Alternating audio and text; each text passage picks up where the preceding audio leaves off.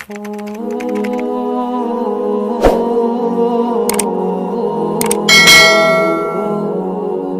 تذکرہ اس کا جو ہے سفر تین حصے سفر کے، ایک آپ صلی اللہ علیہ وسلم کا مسجد حرام سے مسجد اقصیٰ، اس کا ذکر اس صورت میں ہے۔ پھر دوسرا مسجد اقصیٰ سے ساتوں آسمان کو لے کر سدرۃ المنتہا تک، اس کا ذکر سورۃ النجم میں اور پھر احادیث میں ہے۔ اور اس سے آگے سدرۃ المنتہا سے آگے لامکان تک کا جو آپ صلی اللہ علیہ وسلم نے سفر کیا، اس کا ذکر بھی پھر حدیث میں ہے۔ اس سورت کی ابتدا ہوتی ہے بسم اللہ الرحمن الرحیم، سبحان الذی اسری بعبدہ لیلا من المسجد الحرام الی المسجد الاقصیٰ۔ پاک ہے وہ ذات جس نے سیر کروائی اپنے بندے کو رات کے کچھ حصے میں مسجد حرام سے مسجد اقصیٰ تک۔ وہی مسجد اقصیٰ جو بیت المقدس فلسطین میں ہے، جس پر یہودیوں نے قبضہ کیا ہوا ہے، جس پر نماز پڑھنے کا ثواب 50,000 نمازوں کے برابر ہے۔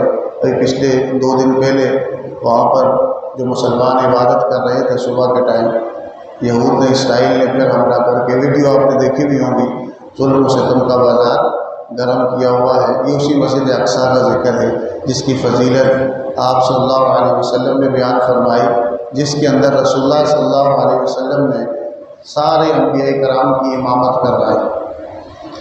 اللہ فرماتا ہے مسجد اقصیٰ کی تک آپ کا سفر تھا، الذی بارکنا حولہ، ہم نے مسجد اقصیٰ کے ارد گرد برکت رکھ دی۔ کیا رکھ دی؟ علماء فرماتے ہیں برکت سے مراد مسجد اقصیٰ کے ارد گرد انبیاء کرام کے مزارات ہیں، وہاں انبیاء کرام کا مسکن رہا۔ تو اللہ فرماتا ہے لِنُرِیَہُ مِنْ آیاتنا، یہ سفر اس لیے آپ کو کروایا تاکہ ہم آپ کو اپنی نشانیاں دکھائیں کہ آپ صلی اللہ علیہ وسلم نے رات کے مختصر سے حصے میں اتنا لمبا سفر کیا، اور آ کے آپ صلی اللہ علیہ وسلم واپس تشریف لے آئے۔ یہ آپ صلی اللہ علیہ وسلم کا عظیم الشان معجزہ ہے۔ اور سب سے بڑی بات اس میں یہ ہے کہ آپ صلی اللہ علیہ وسلم کو اس سفر میں رب کریم نے اپنے دیدار سے مشرف کروایا تھا۔ اس سفر میں آپ صلی اللہ علیہ وسلم نے اللہ تعالیٰ کا دیدار بیداری کی حالت میں کیا تھا۔ اس وجہ سے واقعہ معراج ایک آپ صلی اللہ علیہ وسلم کا عظیم الشان معجزہ ہے، جس پر امت مسلمہ جتنا فخر اور شکر کرے وہ کیا ہوگا؟ کم ہوگا۔ اس کا اس میں تذکرہ ہے۔ اور اس کے بعد قوم یہود کے بارے میں اللہ تعالیٰ فرماتا ہے کہ خصوصی طور پہ تم 2 بار فساد کرو گے، 2 بار تم حد سے گزرو گے۔ اللہ نے ان سے وعدہ کیا تھا، بنی اسرائیل کو کہا تھا کہ 2 بار تمہیں ایک حکمراں آئیں گے اور تمہارا کیا کریں گے؟ صفایا کریں گے۔ تو بخت نصر نے کیا، پھر فارسی نے کیا خصوصی طور پر، بعد میں رومیوں نے کیا، مکمل ان کا صفایا کر دیا تھا۔ کہ کس وجہ سے؟ ان کی سرکشی کی وجہ سے۔ یہ آپ صلی اللہ علیہ وسلم سے پہلے کی بات ہو رہی ہے۔ پھر اللہ تعالیٰ ارشاد فرماتا ہے اِن احسنتم احسنتم لانفسکم، اگر تم میں سے کوئی بندہ نیکی کرتا ہے تو نیکی کا فائدہ تمہیں خود ہی ہوتا ہے، اس دنیا میں بھی اور آخرت میں بھی۔ وَإِنْ أَسَأْتُمْ فَلَهَا، برائی کرتا ہے تو نقصان بھی اس کا اپنا ہے۔ پھر آگے تذکرہ ہو رہا ہے اِنَّ هَٰذَا الْقُرْآنَ يَهْدِي لِلَّتِي هِيَ أَقْوَمُ، یہ جو قرآن ہے یہ تمہاری رہنمائی کرتا ہے اس رستے کی طرف جو بالکل سیدھا اور درست ہے۔ مومنین کے لیے بشارت ہے، اور مومنین کون ہیں؟ جو نیک اعمال کرتے ہیں۔ پھر اس کے بعد رب کریم انسانی مزاج، انسانی ایک بری عادت، انسان کا ایک عام مزاج کی بات کر رہا ہے کہ بعض اوقات انسان وقتی جذبات یا وقتی خواہش کے تحت کوئی ایسی اللہ تعالیٰ سے دعا مانگ لیتا ہے کہ اس وقت اس دعا کا مقصد اس کی وقتی خواہش کی تکمیل ہوتی ہے، جذباتیت ہوتی ہے۔ تو اللہ فرماتا ہے بعض اوقات انسان ایسے بھی ہوتے ہیں اپنی عجلت پسندی کی وجہ سے، جلد بازی کی وجہ سے، وَيَدْعُو الْإِنسَانُ بِالشَّرِّ دُعَاءُ بِالْخَيْرِ، بعض اوقات شر اور برائی کی دعا ایسے کرتا ہے جیسے کہ اسے اچھائی مل رہی ہے، بظاہر وہ کہتا ہے کہ مجھے مل جائے بس۔ اس کے نتائج کیا ہوں گے، اس کے ثمرات کیا ہوں گے، اس کے نقصانات کیا ہوں گے، اس کی طرف اس کا اس وقت ذہن نہیں جاتا۔ وہ زیادہ تر اس وقت اپنے جذبات یا وقتی خواہش کی تکمیل یا تسکین کے لیے وہ دعا مانگ لیتا ہے۔ ایسا کیوں کرتا ہے؟ اللہ فرماتا ہے وَكَانَ الْإِنسَانُ عَجُولًا، انسان جلد باز ہے۔ کیا ہے؟ جلد باز ہے۔ اس کی نفسیات کیا ہے؟ جلد بازی کی ہے، اس وجہ سے ایک ایسی حرکت کر دیتا ہے۔ پھر مشرکین کا یہ عادت تھی کہ وہ بد فعالی لیتے تھے، بد شگونی لیتے تھے، ستاروں کی عجیب سی تاثیر لیتے تھے کہ بھئی کالی بلی آگے سے چلے گئی اس کا الگ مطلب ہے، کوئی پرندہ دیکھ لیا اس سے الگ شگون لے لیا، چپل الٹی پڑی ہوئی دیکھ لی الگ بد شگونی لے لی، کسی ظاہری چیز کو دیکھ کر اس سے غلط معنی مطلب لے لینا اور اپنے معاملات کو اس میں تعین کرنا، تو کہا جا رہا ہے کل انسان الزمناہ طائرہ فی عنقہ، ایک محاورہ استعمال کیا جا رہا ہے۔ اللہ فرماتا ہے ہر انسان کا مقدر اور قسمت اس کے گلے کے اندر ہے، اس کے گلے کے اندر ہے۔ وہ گلے کے اندر کا مطلب کیا ہے؟ اللہ فرماتا ہے وَنُخْرِجُ لَهُ يَوْمَ الْقِيَامَةِ كِتَابًا يَلْقَاهُ مَنشُورًا، اور اس کا نامہ اعمال ہے۔ اصل کسی کا کردار، اس کی عادات اطوار کا تعلق اس کے کس کے ساتھ، کامیابی یا کامرانی کا تعلق، اچھا یا برا ہونے کا تعلق، کسی کام میں کامیاب ہونے یا ناکام ہونے کا تعلق، بدفعلی لینے یا بدشگونی سے نہیں ہے، اس کا تعلق تمہاری سوچ، فکر اور عمل سے ہے کہ وہ کام کس طرح کیا، کس انداز سے کیا، موقع تھا کہ نہیں تھا، تمہیں اس کا تجربہ تھا کہ نہیں تھا، وہ کام اچھا تھا یا برا تھا، یہ سب چیزیں۔ اس لیے حضرت فرمایا خذ الامر بالتدبیر، ہر کام کو کرنے سے پہلے اچھی طرح سوچ لو، کیا کر لو، عقل کا استعمال کرنا شریعت کا مطلوب ہے، مقصود ہے۔ شریعت اتری ہی عقل والوں کے لیے ہے، کسی کی عقل خراب ہو جائے تو شریعت اس سے باتیں نہیں کرتی، پاگلوں کے لیے تو نہیں ہے، نفسیاتی مریضوں کے لیے تو نہیں ہے۔ شریعت کس کے لیے آتی ہے؟ جس کی عقل سلامت ہو، جس کی کیا سلامت ہو، جس کی کیا ہو، عقل سلامت ہو۔ جس کی عقل سلامت نہ ہو تو حضور فرمایا رفع القلم عن ثلاث، تین بندوں سے قلم اٹھ جاتا ہے، ایک جو سویا ہوا، دوسرا جس کی عقل سلامت نہ ہو، اور چھوٹے بچے کے بھی شریعت کا حکم اس طرح لاگو نہیں ہوتا، اور مجنون پر، کس پر؟ مجنون پر۔ تو اللہ فرما رہا ہے کہ وہ کتاب کون سی ہے؟ وہ نامہ اعمال ہے، تمہارا اپنا نامہ اعمال ہے۔ قیامت والے دن سب سے بڑا گواہ انسان کے جسم کے اعضاء، وہ جگہیں، لوگ تو گواہی دیں گے، لیکن انسان کے خلاف سب سے بڑی گواہی اس کی اپنی لکھی ہوئی کتاب ہوگی۔ کیا ہوگی؟ تو اللہ کہے گا اس وقت اقرا کتابک، آج اپنی لکھی ہوئی کتاب کو خود پڑھ، کفا بنفسک الیوم علیک حسیبا، تیرے خلاف فیصلہ کرنے کے لیے کوئی اور چیز نہیں، یہی کتاب کیا ہے؟ کافی ہے۔ پھر اللہ تعالیٰ آگے بیان کر رہا ہے کہ اللہ تعالیٰ سب سے پہلے نبیوں کو بھیجتا ہے، تو وہاں پہ جو نبی جب دین کی دعوت و تبلیغ کرتے ہیں تو اب ہوتا کیا ہے کہ وہاں کے لوگ، وہاں کے جو امیر لوگ ہوتے ہیں، آسودہ لوگ ہوتے ہیں معاشی طور پر، وہ نبیوں کا انکار کرتے ہیں، عوام ان کے پیچھے چلتی ہے، ان کے حکمراں برائی کرتے ہیں، عوام ان کے پیچھے چلتی ہے، پھر جب وہ ظلم کرتے ہیں تو اللہ ان پر کیا کر دیتا ہے؟ عذاب ڈال دیتا ہے۔ پھر اس کے بعد اگلے رکوع کے اندر ایک تفصیلی احکام، آداب اور اخلاق کا ذکر ہے۔ جس طرح عیسائیت کے نزدیک نیو ٹیسٹمنٹ میں حضرت عیسیٰ علیہ السلام کا وہ پہاڑی کا وائز بڑا مشہور ہے، ماؤنٹین، سرمن آن ماؤنٹین ایک مشہور ہے۔ آپ عیسائیوں کو بولیں عیسیٰ علیہ السلام کی تعلیمات کا نچوڑ کیا ہے، وہ اردو میں بولیں گے پہاڑی کا واعظ، جو آپ نے پہاڑی پر ایک کیا بولا تھی، تقریر کی تھی، سرمن آن ماؤنٹین، یا انگریزی میں بولیں گے۔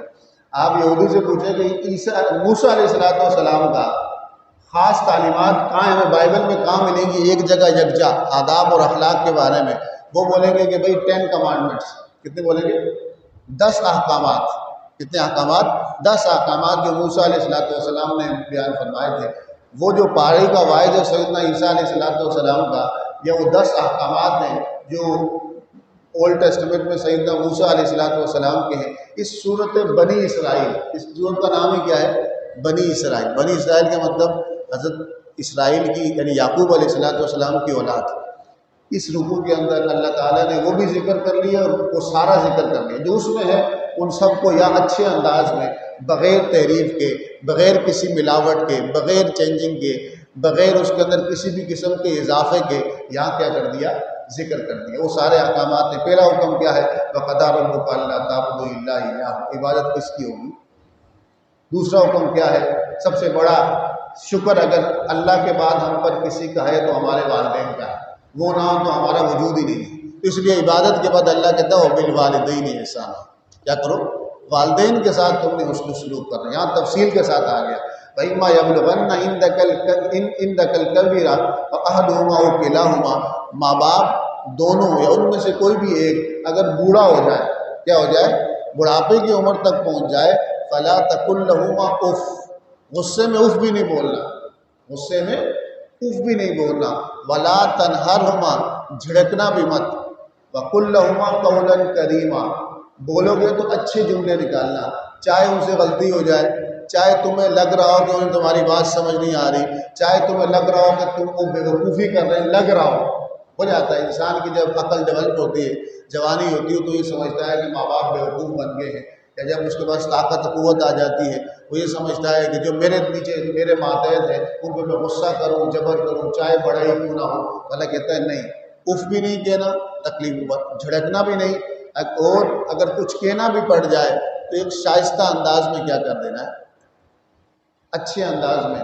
ماں باپ کے ساتھ جھگڑا نہیں ہو سکتا، ماں باپ کے ساتھ بے ادبی نہیں ہو سکتی، وہ غلط کر رہے ہوں تب بھی ان کو برا بھلا نہیں کہا جا سکتا، کیونکہ سب سے بڑے محسن ہیں ہمارے، کیا ہیں، سب سے بڑے محسن ہیں، ان کا ذکر ہو رہا ہے۔ اللہ فرماتا ہے وَاخْفِضْ لَهُمَا جَنَاحَ الذُّلِّ مِنَ الرَّحْمَةِ، ہر وقت ان کے سامنے اخلاق سے، شفقت سے پیش آنا، اور یہ دعا کرتے رہنا رب ارحمہما، اللہ ان دونوں پہ رحم فرما، کما ربیانی صغیرا، کہ جب میں چھوٹا تھا ان دونوں نے مجھے پالا پوسا، میری تربیت کی۔ تو اللہ فرماتا ہے اللہ تعالیٰ جانتا ہے تمہارے دلوں میں کیا ہے، اللہ خوب جانتا ہے کہ تمہارے دلوں میں کیا ہے۔ پہلے کہتے ہیں اپنے قریبی لوگ جو ہیں ان کا حق دو، مسکین کا، رستے والے کا، فضول خرچی نہ کرو، حد سے زیادہ خرچ کرنا، روز سے بہت زیادہ خرچ کرنا، یہ کیا ہے، فضول خرچی۔ کہا کہ فضول خرچی کرنا والے شیطان کے کیا ہوتے ہیں، بھائی ہوتے ہیں، اور شیطان ناشکرا ہے، تم اس کے بھائی بن کے تم بھی کیا ہو جاؤ گے، ناشکرے ہو جاؤ گے۔ پھر کہا جا رہا ہے کہ کنجوسی بھی نہ کرنا، اللہ تعالیٰ رزق دیتا ہے، کم بڑھاتا بھی وہی ہے، کمی بھی وہی کرتا ہے۔ اپنی اولاد کو قریبی کے خوف سے مارنا مت، ہم اس کو رزق دیتے ہیں، ہم انہیں بھی رزق دیتے ہیں، تمہیں بھی رزق دیتے ہیں۔ اور زنا کے قریب بھی مت جانا، کیونکہ زنا ایک بے حیائی ہے اور برا راستہ ہے، زنا جو ہے بے حیائی بھی ہے اور برا راستہ بھی ہے۔ پھر کہا جا رہا ہے کسی کو ناحق قتل نہیں کرنا، اور کوئی بندہ اگر مظلوماً قتل کر دیا جائے تو اللہ کہتے ہیں کہ ہم نے اس کے ورثاء کو کیا بنایا ہے، حق لینے والا ولی بنایا کہ اپنا حق لیں گے۔ یتیم کے مال کے قریبی مت جانا، وعدہ پورا کرنا، ناپ تول کے اندر دو نمبری نہ کرنا، عدل و انصاف کا دامن تھام کے رکھنا، وَلَا تَقْفُ مَا لَيْسَ لَكَ بِهِ عِلْمٌ، جس چیز کے بارے میں پتہ نہ ہو بحث نہیں کرنا، سب سے بڑا مسئلہ، ہر چیز پہ بحث۔ ہمارا ایک اجتماعی مسئلہ ہے، ہم ہر چیز پر بحث کرتے ہیں، ہم آل راؤنڈر ہیں، کیا ہے، جس طرح ہمارے اینکر جو ہیں میڈیا کے وہ آل راؤنڈر ہوتے ہیں، کسی مسئلے پہ ان کو بٹھا دو وہ ہر ایک پہ تبصرہ کرتے ہیں۔ حضور نے فرمایا تھا کہ آخری دور میں کچھ لوگ ایسے ہوں گے ان کو حدیث کے اندر خاص اصطلاح ان کے لیے استعمال کی گئی ہے کہ وہ تبصرہ کریں گے، فتنہ ہوگا، بغیر جانے بوجھے ہر اس چیز پر تبصرہ کریں گے جن کے بارے میں انہیں مہارت بھی نہیں، جن کے بارے میں انہیں علم بھی نہیں۔ اب دو چیزیں انسان کی اخلاق کو، کردار کو، انسان کے اندرون مزاج کو، انسان کی سائیکی کو کیا ہے، تباہ کر دیتی ہیں۔ علماء فرماتے ہیں کہ یخرب الانسان الشہوات والشبہات، دو چیزیں، ایک شہوانی جذبہ شدت سے بڑھ جائے، اور دوسرا شک۔ ہمارا میڈیا انٹرٹینمنٹ کے نام پر شہوانی جذبات کو بھڑکاتا ہے، شہوانی جذبات کو کیا کرتا ہے، اچھا والا پرسکون آدمی وہاں دیکھ کے اگر دیکھنا شروع کر دے گا، چاہے سوشل میڈیا کا استعمال کرے، ہمارے الیکٹرانک میڈیا کو دیکھے، اس کے شہوانی جذبے کیا ہوتے ہیں، بڑھ جائیں گے۔ دوسری چیز شبہات، شک، وہ بھی تباہی کر لیتی ہے۔ شہوات جسم کو، نفسیات کو کمزور کر دیتی ہے، شک تو کسی کام کا چھوڑتی ہی نہیں۔ اب رمضان ٹرانسمیشن ہے، صبح شام وہاں علماء بٹھائے ہوئے ہوتے ہیں، ایک مسئلہ چھڑا جاتا ہے، کیا چھڑا جاتا ہے، 4 مسلک کے علماء بٹھائے ہوئے ہوتے ہیں، آدھی آدھی ادھوری بات سب سے لی جاتی ہے، ان چاروں کا لڑنا جھگڑنا دکھایا جاتا ہے، عوام دیکھتی ہے، پہلے وہ مطمئن تھی، شک میں مبتلا، شک میں مبتلا۔ ان مسائل کو چھوڑا جاتا ہے جو علمی ہیں، تحقیقی ہیں، ریسرچ پر مبنی ہیں، اس کے لیے ضروری ہے کہ آپ اس کی بنیاد سے واقف ہوں، لیکن عوام کے سامنے پیش کیا جاتا ہے کہ ہم کیا کر رہے ہیں، محقق ہیں، ہم مسئلہ حل کرنا چاہتے ہیں۔ ہم کیا کرنا چاہتے ہیں، مسئلہ حل کرنا نہیں چاہتے، وہ شک ڈالنا چاہتے ہیں، جو ڈال دیں، شک کا بیج بولنا ڈالتے ہیں، وہ ڈال دیا، شہوت کا بیج بولنا ڈالنا چاہتے ہیں، وہ انہوں نے کیا کر دیا، ڈال دیا۔ رمضان ٹرانسمیشن ہو یا سحری ٹرانسمیشن ہو، یا دونوں چیزیں ساتھ چلتی ہیں، دونوں چیزیں ساتھ چلتی ہیں، اللہ کو بھی خوش کرتے ہیں، شیطان کو بھی خوش کرنے کی کوشش کی جاتی ہے۔ ان میں تو کاروبار ہے، حکم کا کیا ہے، کاروبار ہے۔ تو اب دو چیزیں انسان کے کردار کو خراب کرتی ہیں، ایک شہوات اور ایک شبہات۔ حد سے اگر بڑھ جائے، حد سے اگر بڑھ جائے تو شبہات بھی ڈالے جا رہے ہیں شہوات کو بھی کیا کیا جا رہا ہے؟ مشتعل کیا جا رہا ہے۔ تو کہا جا رہا ہے کہ جس چیز کے بارے میں پتہ نہ ہو اس پر بحث کرنے کی کوشش، تبصرہ کرنے کی کوشش، ادھوری تحقیق، ادھورا علم، ادھوری نالج، آدھا علم نقصان دیتا ہے، فائدہ نہیں دیتا۔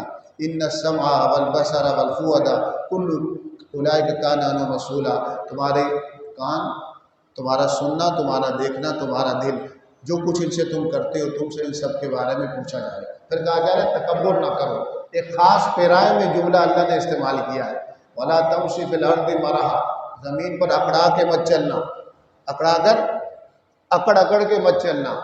کیوں؟ اللہ فرماتا ہے انک لن تخرق الارض، نہیں تو اتنا طاقتور ہے کہ تیرے پاؤں لگنے سے زمین میں سوراخ ہو جائے گا، ولن تبلغ الجبال طولا، نہیں تو اتنا لمبا پہاڑوں سے ہے کہ تیرے چلنے سے تو پہاڑ سے زیادہ لمبا ہو جائے گا، مضبوطی میں تو زمین سے زیادہ مضبوط نہیں، اونچائی میں تو پہاڑ سے زیادہ لمبا نہیں۔ اپنے آپ دیکھ لے، تکبر اور اکڑ اتنی ایک نفسیاتی، ایک ذہن کی ایک اختراع ہے، حقیقتاً انسان تو بڑا کیا ہے؟ مجبور ہے، عاجز ہے۔ پیاس لگتی ہے تو پانی کا محتاج ہوتا ہے، بھوک لگتی ہے تو غذا کا محتاج ہوتا ہے، گندا ہو جائے تو صفائی کا محتاج ہوتا ہے۔ تو یہ سب چیزیں کیا ہیں؟ جو محتاج ہو اس میں تکبر نہیں ہوتا۔ پھر آگے کہا جا رہا ہے، اللہ تعالیٰ آگے ان کفار کی بات کر رہا ہے جو حق کو قبول نہیں کرتے۔ حق قبول کرنے کی اللہ تعالیٰ کہتا ہے جب وہ قبول نہیں کرتے، مسلسل انکار کرتے ہیں، ہم ایمان لانے والے والوں کے درمیان اور قرآن کے درمیان ایک حجاب رکھ دیتے ہیں۔ وہ حق سنتے تو ہیں لیکن قبول سمجھتے نہیں، کانوں سے اچھی بات سنیں گے لیکن دل پہ اثر نہیں کرے گی۔ پھر کہا جا رہا ہے کہ من شیء الا یسبح بحمدہ ولکن لا تفقہون تسبیحهم، کائنات کی جتنی بھی چیزیں ہیں اللہ فرماتا ہے وہ ساری میرے تسبیح کر رہی ہیں، میرا ذکر کر رہی ہیں، ولکن لا تفقہون تسبیحهم، لیکن ان کی تسبیحات کو تم سنو۔ آپ صلی اللہ علیہ وسلم فرمایا کرتے تھے نا کہ بھئی میں جس راستے سے گزرتا تھا وہاں کے درخت اور وہاں کے پتھر مجھے کیا کرتے تھے؟ سلام کیا کرتے تھے، السلام علیکہ یا رسول اللہ۔ حضور فرماتے ہیں معجزہ ہے، بعض اوقات صحابہ کرام نے بھی کھانے کے اندر تسبیح کی آواز سنی، تو آپ صلی اللہ علیہ وسلم نے بعض چیزیں صحابہ کو دکھائی بھی ہیں۔ تو تسبیح کس طرح کرتے ہیں اللہ جانے، رب نے کہا تسبیح کرتے ہیں اس کی مخلوق ہے۔ پھر اس کے بعد کفار نے کہا کہ کیا مرنے کے بعد گل سڑ جائیں گے، پھر کیسے زندہ ہوں گے؟ یہ نہیں ہو سکتا۔ جملہ دیکھیں، اللہ کہتا ہے کونوا حجارۃ، تم پتھر کے ہو جاؤ مرنے کے بعد، او حدیدا، یا لوہے کے بن جاؤ، او خلق مما یکبر فی صدورکم، یا ایسی مخلوق میں کنورٹ ہو جاؤ کہ تم جو سمجھو کہ جو بہت بڑی ہے، جو تمہاری نظر میں جو دوبارہ زندہ نہیں ہو سکتے وہ بن جاؤ۔ تو اللہ فرماتا ہے کہ پھر کہو کہ کون تمہیں دوبارہ زندہ کرے گا؟ اس کا ایک ہی جواب ہے، قل الذی فطرکم اول مرہ، وہی جس نے تمہیں پہلے پیدا کیا تھا۔ جب تم کچھ نہیں تھے اس نے پیدا کیا، اب کچھ ہو کے مر جاؤ گے تو اس کے لیے زندہ کرنا مشکل ہے کیا؟ نہیں، جب کچھ نہیں تھے، ایک چیز موجود نہ ہو اس کو بنانا مشکل ہوتا ہے نا۔ جب گاڑی نہیں بنائی تھی تو مسئلہ تھا، جب گاڑی بن گئی تو پھر اس کے ماڈل بنتے جاتے ہیں کہ نہیں بنتے جاتے؟ بنتے جاتے ہیں۔ ایک چیز موجود نہ ہو اس کو بنانا مشکل ہوتا ہے، جب ایک چیز موجود ہو ختم ہو جائے تو اس کو بنانا کیا ہوتا ہے؟ آسان ہو جاتا ہے۔ فرسٹ جو انوینشن ہوتی ہے، پہلی بار ایک چیز کی انوینشن ہوتی ہے، ایجاد ہوتی ہے، وہ مشکل ہوتی ہے۔ اس کے بعد تو رب کے لیے تو کوئی مشکل نہیں، رب کے لیے تو کوئی مشکل نہیں۔ پھر اس کے بعد اللہ تعالیٰ شیطان کے بارے میں یہ کہہ رہا ہے کہ شیطان تمہارے درمیان نفرتیں پیدا کرتا ہے۔ پھر آدم علیہ السلام کا قصہ، اس کا قصہ، شیطان نے پھر کہا تھا کہ اللہ تعالیٰ نے مجھے مہلت دے دی لیکن میں ان سب کو صفایا کروں گا، ان کا کیا کروں گا؟ ان کا کام میں کروں گا۔ اولاد آدم کی وجہ سے مجھے آدم کی وجہ سے ایسا ہوا تو اولاد آدم مجھ سے بچے گی نہیں۔ تو اللہ نے کہا ٹھیک ہے، تجھے مہلت ہے، جس نے تیری پیروی کی وہ تیرا ہوگا۔ پھر اس نے کہا کہ تو اپنا حملہ کتنے طریقوں سے کرے گا؟ اللہ نے کہا کہ تو استعمال کر۔ اب شیطان کا حملہ کتنے طریقوں سے ہوتا ہے؟ وَاسْتَفْزِزْ مَنِ اسْتَطَعْتَ مِنْهُمْ بِصَوْتِكَ، آواز کے ذریعے تو گمراہ کر۔ Media, electronic media, print media کیا ہے؟ آواز۔ گانے ہوں، فلمیں ہوں، ڈرامے ہوں، پروگرام ہوں، لیکچر ہوں، جھوٹے دلائل ہوں، وہ سب کیا ہے؟ آواز۔ وَاجْلِبْ عَلَيْهِمْ بِخَيْلِكَ وَرِجْلِكَ، اپنے پورے لشکر کے ساتھ بھی تو حملہ کر۔ اللہ نے کہا تجھے اجازت ہے۔ وَشَارِكْهُمْ فِي الْأَمْوَالِ وَالْأَوْلَادِ، ان کے مال اور ان کی اولاد میں تو شریک ہو جا۔ مال اور اولاد میں شریک کس طرح ہوتا ہے کہ انسان اپنی شیطان نے کہا تھا کہ وہ کمائیں گے محنت سے، خرچ میں ان کی عیاشیوں میں کرواؤں گا، کمائیں گے وہ محنت سے، خرچ حرام کام میں کراؤں گا۔ اولاد تو دے گا، پالیں گے، لیکن میں ان کو گمراہی میں ڈال دوں گا۔ وعدہم، اللہ نے کہا تو ان سے وعدہ کرتا رہے، وما یعدہم الشیطان الا غرورا، شیطان کے جتنے وعدے ہوتے ہیں وہ سارا کیا ہوتا ہے؟ دھوکہ ہی ہوتا ہے۔ کیا ہوتا ہے؟ دھوکہ ہی ہوتا ہے۔ پھر اللہ نے کہا کہ میرے جو بندے ہوں گے جو مجھے یاد کرتے ہوں گے، جو میرے خاص بندے ہوں گے، ان پر تیرا کوئی دباؤ یا تیرا کوئی جبر چل نہیں سکتا، تیرا کوئی داؤ چل نہیں سکتا۔ پھر اللہ تعالیٰ اپنے عذاب کا ذکر کر رہا ہے، پھر کہتا ہے کہ ہم نے بنی آدم کو عزت دی ہے، وَلَقَدْ كَرَّمْنَا بنی آدم، آدم کی اولاد کو ہم نے عزت دی ہے۔ اس کے لیے زمین کا سفر اور پانی کا سفر کیا کر دیا؟ آسان کر دیا، اس کو رزق عطا کیا، پاکیزہ رزق عطا کیا۔ پھر اللہ کہتا ہے قیامت والے دن ہر ایک کو میں اس کے امام کے ساتھ بلاؤں گا۔ امام سے مراد کیا ہے؟ نبی کے ساتھ۔ کس کے ساتھ؟ اچھے لوگ مومنین اپنے انبیاء کے ساتھ آئیں گے، جو کفار ہیں وہ اپنے اپنے گمراہ سرداروں کے ساتھ آئیں گے۔ پھر اس کے بعد اللہ فرماتا ہے نماز کا حکم دیا جا رہا ہے کہ سورج جب ڈھل جائے اس وقت نماز پڑھو، صبح کی نماز پڑھو۔ صبح کی نماز میں خاص حاضری ہوتی ہے فرشتوں کی۔ پھر کہا جا رہا ہے آپ صلی اللہ علیہ وسلم کو تہجد کا حکم دیا جا رہا ہے۔ پھر آپ صلی اللہ علیہ وسلم کے مقام محمود کا تذکرہ کیا جا رہا ہے، عسیٰ یبعثک ربک مقام محمودا، اللہ تعالیٰ آپ کو مقام محمود پر فائز کرے گا۔ وہ مقام محمود کیا ہے؟ مقام شفاعت۔ مقام شفاعت، شفاعت حضور سفارش کریں گے۔ شفاعت کتنی قسم کی ہوگی؟ عام طور پر 5 قسم کی شفاعت ہوگی۔ جب میدان حشر میں حضور صلی اللہ علیہ وسلم رب کی سب لوگ ہر نبی کے پاس جائیں گے، ہر نبی کہیں گے کہ نہیں ہم اس کام کے لیے نہیں ہیں، حضور کی طرف بھیجیں گے، تو ساری امتیں حضور کی بارگاہ میں جائیں گی کہ میدان حشر کی جو ہولناکی ہے، سختی ہے، اس سے ہمیں نجات دی جائے۔ تو آپ صلی اللہ علیہ وسلم فرماتے ہیں میں رب کے حضور، رب سامنے ہوگا، رب کی ذات سامنے ہوگی، لیکن سب کہاں پھر رہے ہیں؟ ہر نبی کے پاس پھر رہے ہوں گے کہ ہمیں اس سے کیا کریں؟ بچائیں۔ تو سارے نبی کہیں گے کہ رسول اللہ صلی اللہ علیہ وسلم کی بارگاہ میں جائیں، تو سب حضور کی بارگاہ میں جائیں گے۔ اس لیے اعلیٰ حضرت کا ایک شعر ہے کہ آج لے ان کی پناہ، آج مدد مانگ ان سے، گر نہ مانیں گے قیامت میں اگر مان گیا۔ رسول اللہ صلی اللہ علیہ وسلم کی توجہ ابھی اس دنیا میں ہمیں ضرورت ہے، جس طرح آخرت میں ضرورت ہے، وہاں رب سامنے ہوگا تب بھی ہمیں ان کی توجہ کی، ان کی شفاعت کی ضرورت ہے، یہاں بھی اس دنیا میں زیادہ ضرورت ہے۔ آپ سے فرماتے ہیں میں سجدہ کروں گا، حضور صلی اللہ علیہ وسلم فرماتے ہیں کہ میں اپنے رب سے، اللہ تعالیٰ فرمائے گا کہ یا محمد ارفع راسک، اے محمد آپ سر اٹھائیں، سل توتا، آپ مانگیں آپ کو دیا جائے گا، اشفا تو شفا، آپ شفاعت کریں آپ کی شفاعت قبول کی جائے گی۔ پھر حضور شفاعت کریں گے، پھر اس کے بعد انبیاء کریں گے، علماء کریں گے، نیک لوگ کریں گے، پھر آگے ساری شفاعتیں ہوں گی۔ تو آپ صلی اللہ علیہ وسلم کی پہلی شفاعت یہ ہے کہ سب سے پہلی شفاعت جو ہوگی وہ سب کے لیے ہوگی، مسلمان کافروں کے لیے، سب کے لیے ہوگی، کہ میدان حشر کی تنگی سے سب کو کیا ملے گی؟ نجات ملے گی میدان حشر میں۔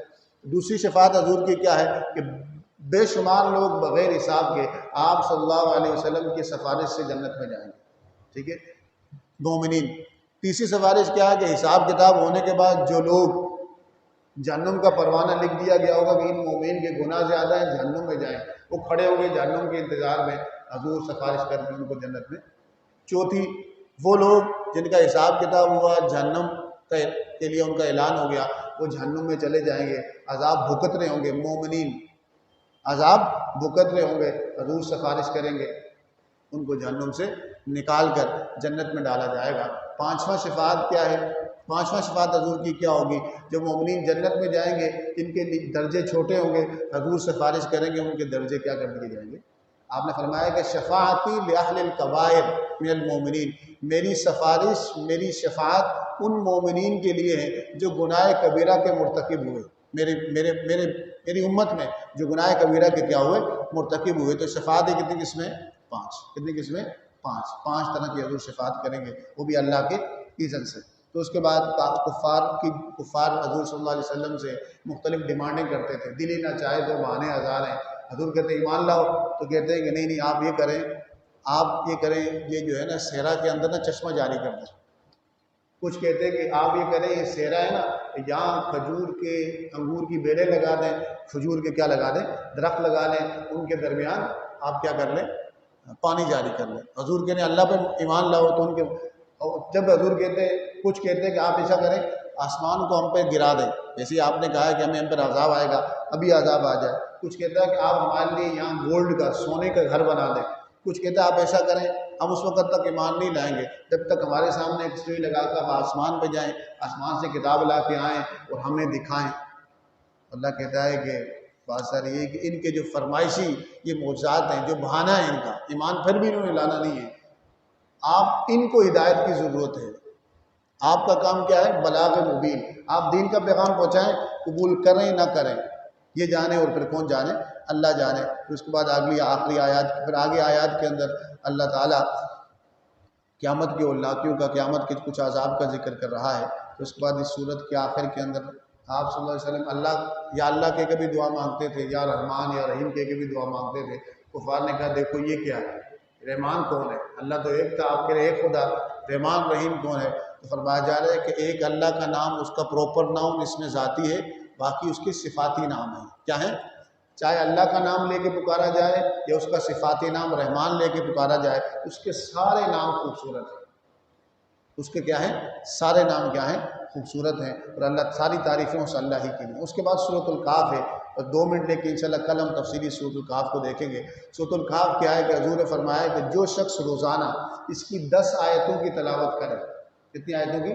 ایک روایت میں شروع کی 10 آیتیں اور ایک میں کہ آخری کی 10 آیتوں کی تلاوت کرے، تو حضور نے فرمایا کہ اللہ تعالیٰ اس کو فتنہ دجال سے محفوظ رکھے گا۔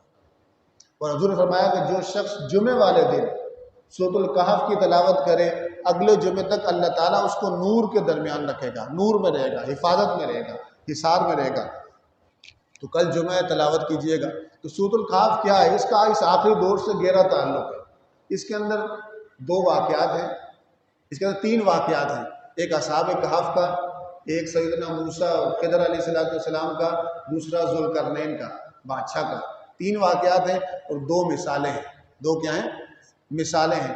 تو آج اس اصحاب کہف اس صورت کی ابتدا بھی اللہ کی تعریف سے ہو رہی ہے۔ الحمدللہ الذی انزل علی عبدہ الکتاب ولم یجعل له عوجا۔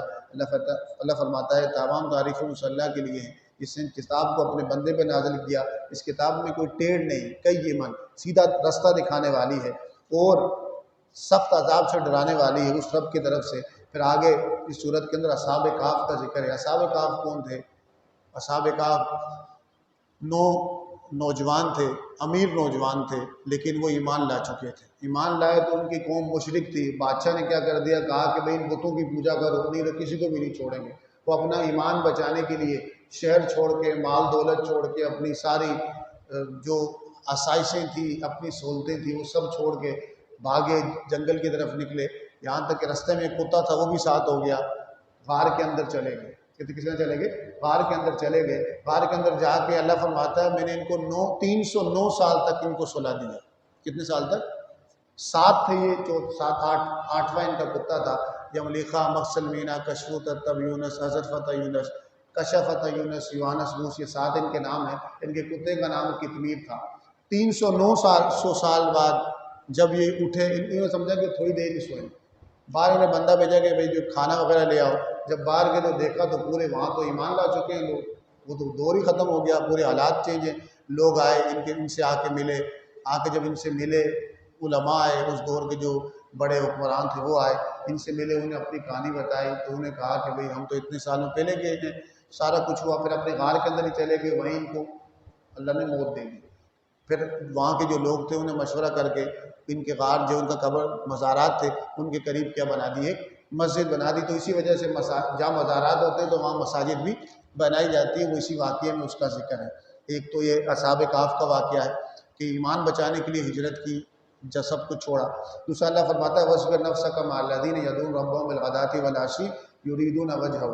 کفار جو امیر تھے، مشرکین نے کہا کہ یا رسول اللہ ہم آپ کو مانیں گے، ہم آپ کی بات سنیں گے، جو غریب صحابہ ان کو ہٹا دیں، یہ نہ ہو، ان کے ہوتے ہوئے ہمیں بڑا وہ آکورڈ سا محسوس ہوتا ہے، عجیب سا لگتا ہے۔ تو اللہ نے کہا کہ آپ انہی کے ساتھ رہیں، وَاصْبِرْ نَفْسَكَ مَعَ الَّذِينَ، آپ جن مشرکین جو مال والے لوگ ہیں، مالدار ہیں، یہ کہہ رہے ہیں کہ انہیں ہٹا دیں، تو آپ ان صحابہ کے ساتھ رہیں جو صبح شام مجھے یاد کرتے ہیں، آپ کی نگاہیں ان سے ہٹیں نہ۔ وہ آتے ہیں تو ٹھیک ہے، نہیں آتے تو ان کی اس فرمائش کو پورا نہیں کرنا، جس سے مومنین مسلمانوں کی دل کیا ہوتی ہے؟ دل آزاری ہوتی ہے۔ پھر اس کے بعد اصحاب جنتین کے 2 دوست تھے، مثال دی گئی، 2 دوست تھے، ایک مالدار تھا، اللہ نے اس کو 2 باغ عطا کیے تھے، ایک دوست کو باغ کھجور کے تھے، کھجور کے درخت لگے تھے، بیچ میں انگور تھے، نہریں تھیں، بڑا امیر تھا، بڑا۔ اسے ایک دن کہا کہ مجھے اللہ نے کتنی نعمت دی ہے، مجھے کتنی بڑی نعمت دی ہے، کتنا مجھے مال دیا ہے، تو اس کے دوسرے دوست نے ایک تھا، اس نے کہا ماشاء اللہ لا قوت الا باللہ بول لے، یہ اللہ نے دیا ہے، ہونا چاہے تو کچھ نہیں ہوگا۔ اس نے کہا مجھے نہیں لگتا قیامت قائم ہوگی۔ تو اس کے دوست نے کہا ایسا نہیں بول، قیامت قائم ہوگی، اللہ کا شکر ادا کر جو تجھے اللہ نے دیا، اللہ چاہے تو تیرے سارا اتنی بڑی دولت، اتنا بڑا تیرا جو پھلدار باغ ہے یہ چلا جائے گا۔ اس نے کہا ایسا نہیں ہوگا۔ ایک دن رات کو سویا، صبح آیا طوفان، ہوا چلی، طوفانی ایک وہ چلی، صبح جب اپنے باپ کو دیکھنے کے لیے آیا تو وہاں کچھ بھی نہیں تھا۔ پھر وہ ہاتھ ملتا رہا، آئے میں نے کیوں ناشکری کی، ایک یہ واقعہ۔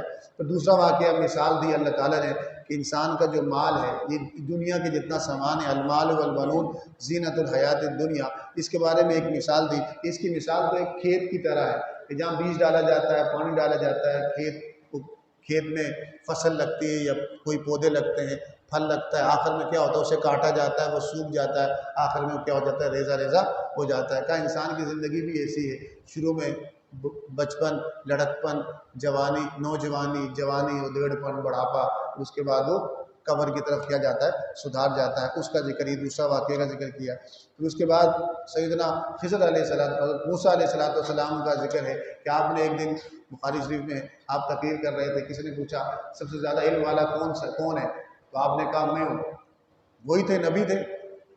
تو اللہ نے وحی کی کہ موسیٰ ایک علم اور بھی ہے جو تکوینی نظام کا ہے، اس کا جاننے والا بھی ہے، جاؤ اس کی تلاش کرو۔ تو آپ کو کہا کہ ہمارا جل بحرین ملے گا جہاں دو سمندر ملتے ہوں۔ آپ اپنے شاگرد کو لے گئے، آپ جب لے گئے شاگرد کو لے گئے، جا کے ایک جگہ آپ نے کہا کہ مچھلی نکالو، شاگرد تو کھانے کے لیے تھک گئے، سمندر کے کنارے آپ چلتے رہے۔ اس نے کہا میں تو بھول گیا، ہم جہاں پیچھے بیٹھے تھے وہاں مچھلی زندہ ہو کے سمندر کے اندر چلتی، سمندر کے اندر چھلانگ لگا دی تھی، اور جہاں وہ جا رہی تھی وہاں راستہ بن گیا تھا۔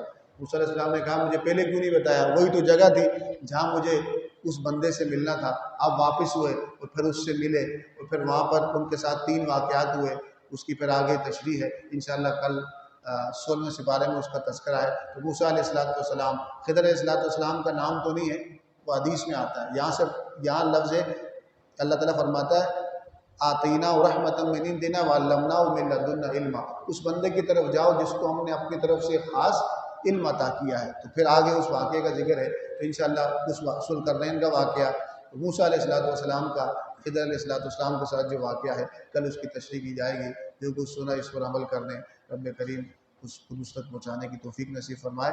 وما علیہ الا البلاغ المبین۔